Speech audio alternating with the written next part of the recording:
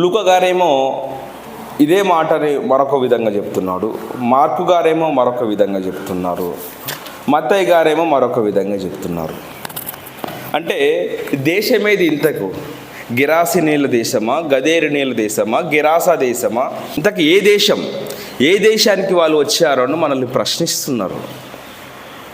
ఎవరు బైబిల్ అంటే నచ్చని వారు, బైబిల్ అంటే గిట్టని వారు, బైబిల్ అంటే ఇది ఒక మనుషులు రాసిన పుస్తకమే, మన దేశానికి సంబంధించిన పుస్తకం కాదు అని చాలామంది చాలా ప్రశ్నలు లేవనెత్తుతున్నారు. అంటే ఒక లూకా గారు రాసింది పరిశుద్ధాత్మ ప్రేరేపణ వలనే, మత్తయి గారు రాసింది పరిశుద్ధాత్మ ప్రేరేపణ వలనే, మార్కు గారు రాసింది ఆయన కూడా పరిశుద్ధాత్మ ప్రేరేపణ వలనే రాశాడు. అంటే బైబిల్లో 66 పుస్తకాలు ఉంటే 66 పుస్తకాలలో ప్రతి మాట కూడా దేవుడు రాయించిన మాటనే. దేవుడు చెబితే వీళ్ళు ప్రవక్తలు కానీ గ్రంథకర్తలు కానీ రాశారు. కానీ మీ దేవుడు నిజమైతే ఒక్కొక్క గ్రంథకర్త ద్వారా ఒక్కొక్క దేశం పేరు ఒక్కొక్క విధంగా ఎందుకు రాయించాడు? అంటే మీరు నమ్ముతున్న బైబిల్ నిజం కాదేమో ఒకసారి మనల్ని అడుగుతున్నారు. మీరు నమ్ముతున్న బైబిల్ నిజం కాదేమో ఒకసారి ప్రశ్నించుకోండి, మిమ్మల్ని మీరే ప్రశ్నించుకోండి.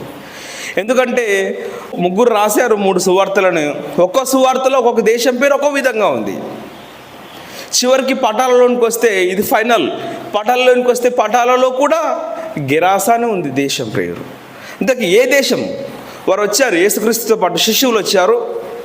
శిష్యులు వచ్చిన తర్వాత ఏ దేశానికి వచ్చారు? ఇంతకీ గిరాసీనుల దేశానికి వచ్చారా, గదేనీయుల దేశానికి వచ్చారా, గిరాసా దేశానికి వచ్చారా, ఏ దేశానికి వచ్చారని మనం ప్రశ్నిస్తున్నారు. పిల్లరా, మీరు బైబిల్ కలిగిన వారైతే నిజంగా వాళ్ళ ప్రశ్నలకు సమాధానాలు చెప్పండి.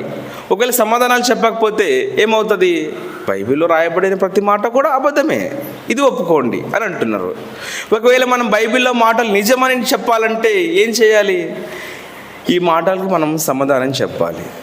ఐశ్వర్యేషు దినములలో జరిగిన చర్యల వివరము హిందూ దేశము మొదలుకొని కూషు దేశము వరకు ఒక మాట ఉంది. అంటే ఎస్తేరు జీవించిన కాలాలలో, అహష్వరేషు ఈ ప్రపంచాన్ని పరిపాలిస్తున్న కాలంలో మన దేశానికి ఏం పేరు ఉందంటే హిందూ దేశం అని ఉంది. అది బైబిల్లోనే ఉంది. హిందూ దేశము మొదలుకొని కూషు దేశము వరకు అంటారు. ఇప్పుడు కూషు దేశాన్ని ఏమంటారు? ఇప్పుడు ప్రజెంట్గా ఇథియోపియా అంటారు. అదే కింద పుట్నోట్ ఇచ్చారు ఇథియోపియా అని. వాళ్ళు హిందూ దేశానికి మాత్రం పుట్నోట్ ఇవ్వలేదు. ఏమని? భారతదేశం అని పుట్నోట్ ఇవ్వలేదు.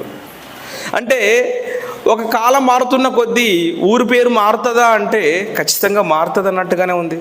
ఎస్తేరు గ్రంథంలో మన భారతదేశానికి పేరేముందంటే హిందూ దేశం అని ఉంది. హిందువులు నివసిస్తున్నారు కాబట్టి హిందూ దేశం కాదు. భారతదేశానికి ఉన్న పేరేమి నాడు కాలంలో అంటే హిందూ దేశం అని ఉంది. భారతదేశానికి హిందూ దేశం ఉంది, ప్రజెంట్గా భారతదేశం అని ఉంది. ఇంకొక పేరు కూడా ఉంది. ఏం పేరు? ఇండియా ఉందా లేదా? భారతదేశానికి 3 పేర్లు చూస్తున్నాం మనం. అంటే మనం ఉండే దేశంలోనే ఒక దేశానికి, మనం ఉండి బ్రతుకుతున్న దేశంలోనే ఒక దేశానికి 3 పేర్లు కనిపిస్తున్నాయి.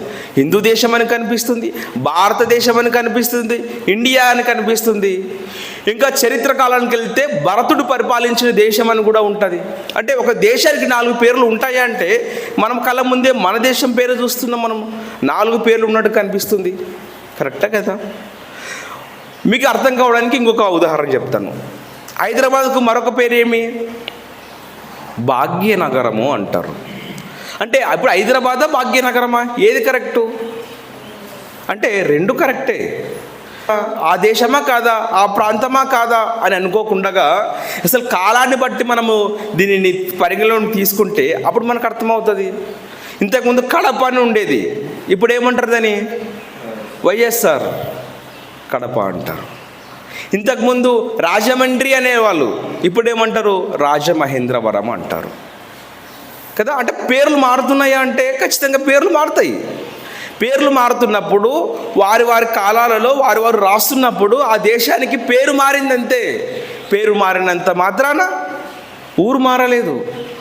దీనిని పట్టుకొని మత ఛందస్సవాదులు, బైబిల్ గిట్టని వారు, బైబిల్ నచ్చని వారు ఏమంటున్నారంటే మీ బైబిల్ కరెక్ట్ నిజమైతే వాళ్ళు ఎందుకు 4 పేర్లు ఎందుకు రాయించాడు?